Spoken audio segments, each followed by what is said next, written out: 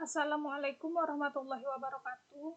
Kali ini kami dari kelompok 5 yang beranggotakan Fadilah Amelia, Maya Ayu Lestari, serta Rizka Yani akan membahas materi mengenai pendidikan anak tunagrahita.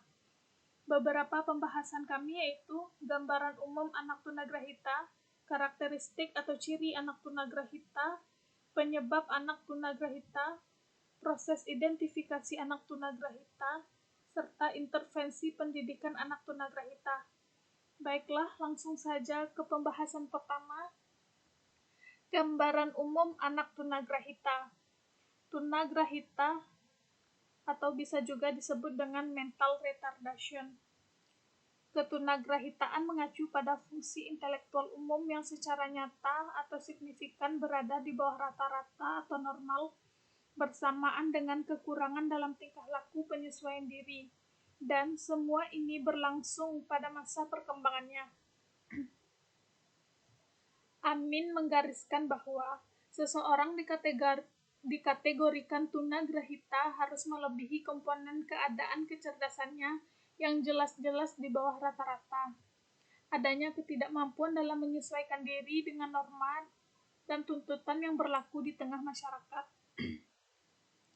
Dari definisi di atas, beberapa hal yang perlu kita perhatikan adalah: yang pertama, fungsi intelektual umum secara signifikan berada di bawah rata-rata. Maksudnya bahwa kekurangan itu harus benar-benar meyakinkan, sehingga yang bersangkutan memerlukan layanan pendidikan khusus. Sebagai contoh, anak normal rata-rata mempunyai IQ 100, sedangkan anak tunagrahita memiliki IQ paling tinggi 70. Yang kedua, kekurangan dalam tingkah laku penyesuaian atau perilaku adaptif. Maksudnya bahwa yang bersangkutan tidak atau kurang memiliki kesanggupan untuk melakukan pekerjaan-pekerjaan yang sesuai dengan usianya. Ia hanya mampu melakukan pekerjaan seperti yang dapat dilakukan oleh anak yang usia lebih muda darinya. Tingkah laku perilaku adaptif meliputi keterampilan konseptual, keterampilan sosial, keterampilan praktis, serta aktivitas instrumental. Yang ketiga, ketunagrahitaan berlangsung pada periode perkembangan. Maksudnya adalah ketunagrahitaan itu terjadi pada usia perkembangan, yaitu sejak konsepsi hingga usia 18 tahun. Ada beberapa istilah yang biasanya digunakan untuk anak tunagrahita atau hambatan inteligensi, mulai dari paradigma lama sampai ke paradigma baru, di antaranya lemah pikiran, terbelakang mental, bodoh atau dungu, pandir, tolol, oligofrenia, mampu didik, mampu latih, dan lain sebagainya. Pembahasan selanjutnya yaitu karakteristik atau ciri anak tunagrahita. Berdasarkan definisi dari American Association of Mental Deficients, tunagrahita adalah kelainan yang ditandai dengan kemampuan intelektual berada di bawah rata-rata, yaitu IQ 84 ke bawah serta adanya ketidakmampuan dalam perilaku aktif. Menurut James DePage, karakteristik umum anak tunagrahita adalah sebagai berikut. Yang pertama, akademik. Kapasitas belajar anak tunagrahita sangat terbatas. Mereka selalu membuat kesamaan yang sama dan cenderung menghindari kegiatan berpikir. Selain itu, mereka juga sulit memusatkan perhatian dan memiliki minat yang sedikit. Yang kedua, sosial atau emosional. Anak tunagrahita memiliki hambatan dalam mengurus dirinya sendiri, perlu bantuan orang lain. Mereka lebih senang bergaul dengan anak yang lebih muda darinya. Mereka tidak mampu menyatakan rasa bangga atau kagum. Kepribadiannya kurang dinamis, mudah goyah, mudah disugesti, dan tidak memiliki pandangan yang luas. Namun, biasanya anak tunagrahita menunjukkan rasa empati yang baik dalam lingkungan yang kondusif. Yang ketiga yaitu fisik atau kesehatan. struktur dan fungsi tubuh anak tunagrahita lebih kurang dibandingkan anak normal. Mereka dapat mulai berjalan dan berbicara lebih lambat dibandingkan anak normal. Sikap dan gerakannya kurang baik. Di antaranya ada yang mengalami hambatan bicara, pendengaran, dan penglihatannya juga bermasalah. Kelainan ini disebabkan oleh pengolahan di otak yang menyebabkan mereka tidak dapat memahami stimulus yang diterimanya. Anak tunagrahita berat atau mampu rawat kurang merasakan sakit. Mereka juga memiliki daya tahan yang lemah sehingga banyak yang meninggal di usia muda. Berdasarkan Peraturan Pemerintahan Republik Indonesia Nomor 72 Tahun 1991, pengelompokan anak tunagrahita dibagi menjadi: yang pertama, anak tunagrahita ringan atau mampu didik. Anak tunagrahita ringan memiliki karakteristik yaitu mampu berbicara lancar walaupun dengan kosakata yang minim, mengalami kesulitan dalam berpikir abstrak, serta mampu untuk mengikuti pelajaran akademik atau tool subject.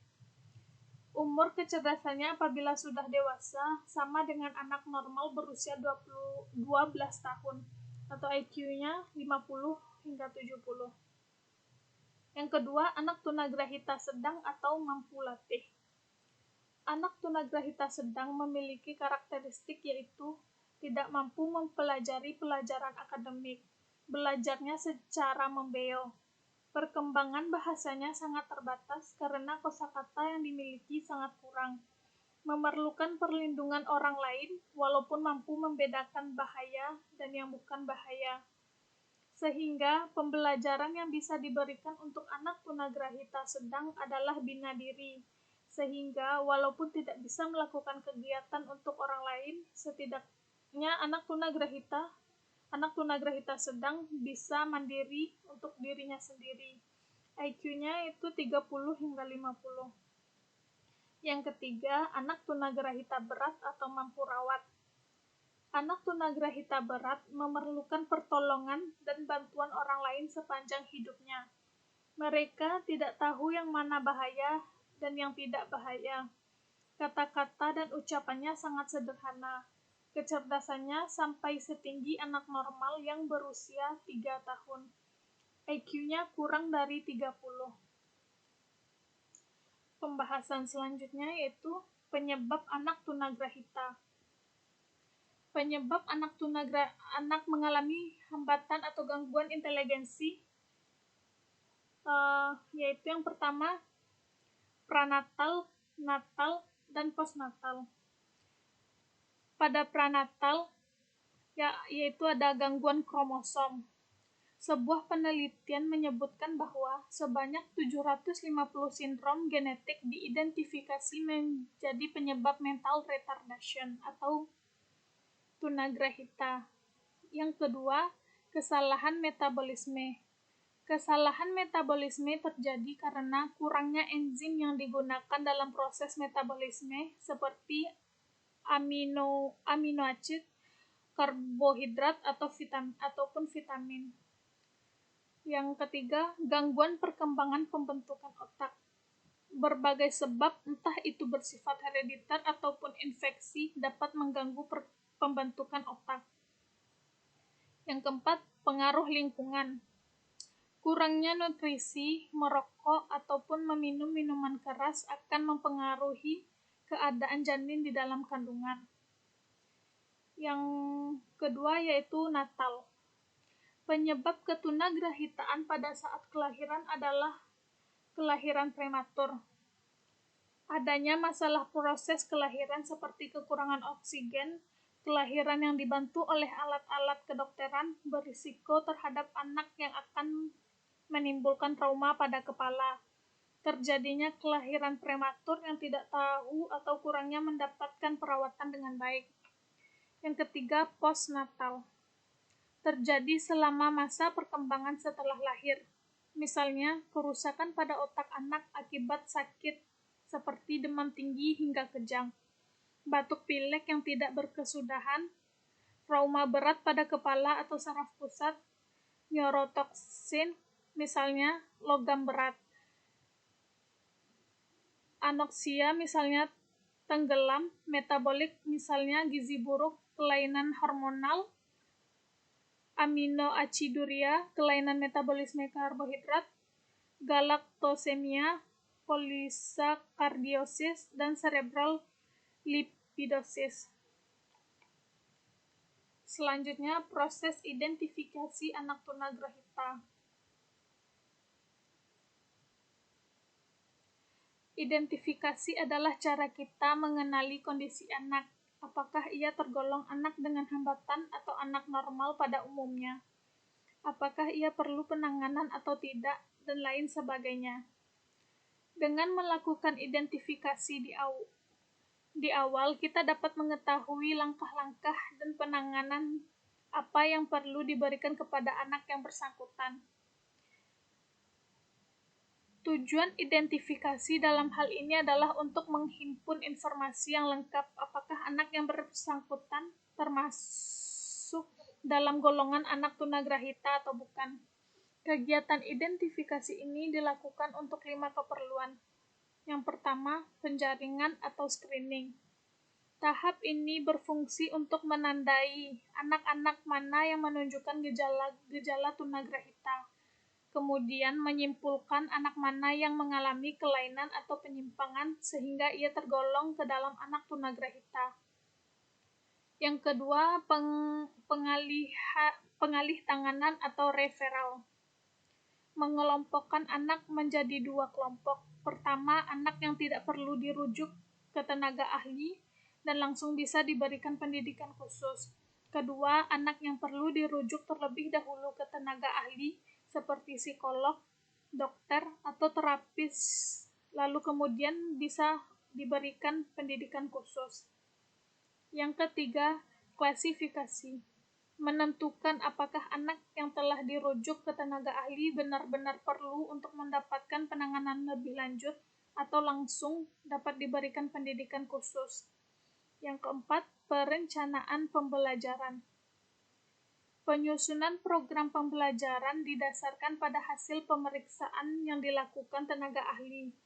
Hal ini bertujuan agar program sesuai dengan kebutuhan dari sang anak. Yang kelima, pemantauan kemajuan belajar. Bertujuan untuk mengetahui apakah program pembelajaran yang diberikan berhasil atau tidak. Anak yang tidak memiliki kemajuan yang signifikan dalam kurun waktu tertentu perlu ditinjau kembali apakah diagnosis yang dibuat telah tepat atau tidak, program pembelajaran sudah sesuai atau tidak, serta metode pembelajaran telah tepat atau tidak. Selanjutnya, intervensi pendidikan anak tunagrahita. Menurut Yasmari, anak tunagrahita sangat memerlukan pendidikan serta layanan khusus yang berbeda dengan anak-anak pada umumnya. Ada beberapa pendidikan dan layanan khusus yang disediakan untuk anak tunagrahita. Yang pertama yaitu kelas transisi. Kelas ini diperuntukkan bagi anak yang memerlukan layanan khusus, termasuk anak tunagrahita. Kelas transisi sedapat mungkin berada di sekolah reguler, sehingga pada saat tertentu anak dapat bersosialisasi dengan anak lain. Kelas transisi merupakan kelas persiapan dan pengenalan pengajaran dengan acuan kurikulum SD dengan modifikasi sesuai kebutuhan anak. Selanjutnya, sekolah khusus atau sekolah luar biasa bagian C dan C1. Layanan pendidikan untuk anak tunagrahita model ini diberikan pada sekolah luar biasa. Dalam satu kelas maksimal 10 anak dengan pembimbing atau pengajar guru khusus dan teman sekelas yang dianggap sama kemampuannya. Kegiatan belajar mengajar sepanjang hari penuh di kelas khusus. Untuk anak tunagrahita ringan dapat bersekolah di SLBC, sedangkan anak tunagrahita sedang dapat bersekolah di SLB C1. Asas pengajaran yang selama ini telah diterapkan di sekolah luar biasa bagian C itu yang pertama, Asas keperagaan. Penggunaan alat bantu mengajar sangat bermanfaat karena anak tunagrahita sangat lambat daya tangkapnya. Manfaat penggunaan alat peraga bagi anak tunagrahita yaitu untuk menarik minat anak untuk belajar agar anak tidak cepat bosan. Mencegah verbalisme, yaitu anak hanya tahu kata-kata tanpa mengerti maksudnya. Anak tunagrahita sering menirukan apa yang didengar atau dikatakan oleh temannya, padahal mereka tidak tahu maksud yang dikatakan tersebut. Yang kedua, asas kehidupan konkret. Di dalam penerapan asas ini, anak diperlihatkan dengan benda atau dengan situasi yang sesungguhnya. Kemudian dijelaskan pula penggunaan atau kenyataan yang sesungguhnya dalam kehidupan sehari-hari. Asas sosialisasi. Bersosialisasi penting sekali bagi anak tunagrahita. Dengan penerapan asas ini, diharapkan anak terbelakang dapat menemukan tempat tertentu dalam masyarakat yang sesuai dengan kemampuannya, dan dapat mengembangkan tingkah laku yang sesuai serta dapat diterima dalam masyarakat. Selanjutnya, asas skala perkembangan mental. Asas ini berhubungan dengan penempatan anak di dalam kelas. Pengajaran akan berhasil apabila di dalam suatu kelas perkembangan mental anak sama atau hampir sama, sehingga memudahkan dalam memberikan materi pelajaran. Meskipun demikian, dalam menyampaikan pelajaran, guru harus menyesuaikan dengan kemampuan masing-masing anak. Yang terakhir yaitu asas individual. Memberikan bantuan atau bimbingan kepada seseorang sesuai dengan kemampuannya, agar dapat belajar dengan baik. Asas ini penting sekali bagi anak tunagrahita, dikarenakan kemampuannya yang terbatas, sehingga menghambat perkembangan kepribadian. Oleh karena itulah perlu pengajaran individual.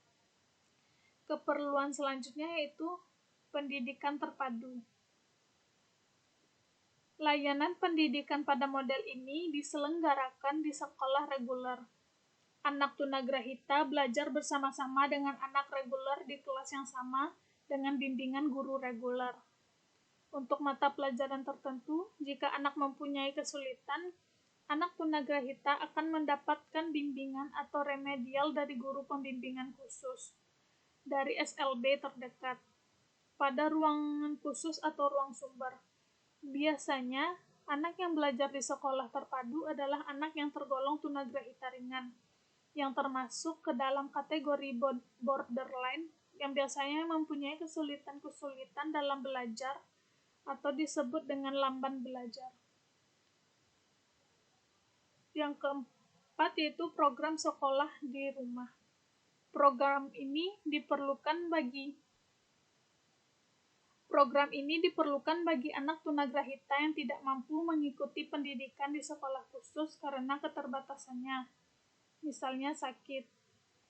Program dilaksanakan di rumah dengan cara mendatangkan guru PLB atau terapis. Hal ini dilaksanakan atas kerjasama antara orang tua, sekolah, dan masyarakat. Selanjutnya, pendidikan inklusif.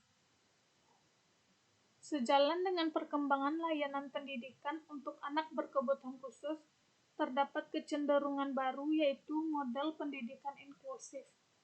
Model ini menekankan pada keterpaduan penuh, menghilangkan labelisasi anak dengan prinsip education for all.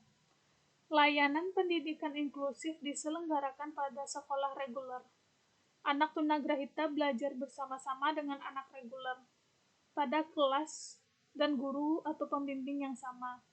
Pada kelas inklusif, siswa dibimbing oleh 2 orang guru, 1 guru reguler dan 1 guru khusus. Guna guru khusus untuk memberikan bantuan kepada siswa tunagrahita jika anak tersebut mempunyai kesulitan di dalam kelas. Semua anak diberikan dan mempunyai hak serta kewajiban yang sama. Tapi saat ini pelayanan pendidikan inklusif masih dalam tahap rintisan. Selanjutnya, panti atau geria rehabilitas. Panti ini diperuntukkan bagi anak tunagrahita pada tingkat berat, yang mempunyai kemampuan pada tingkat sangat rendah, dan pada umumnya memiliki kelainan ganda seperti penglihatan, pendengaran, atau motorik. Program di panti lebih terfokus pada perawatan. Baiklah, sekian pembahasan materi mengenai anak tunagrahita atau mental retardation dari kelompok 5.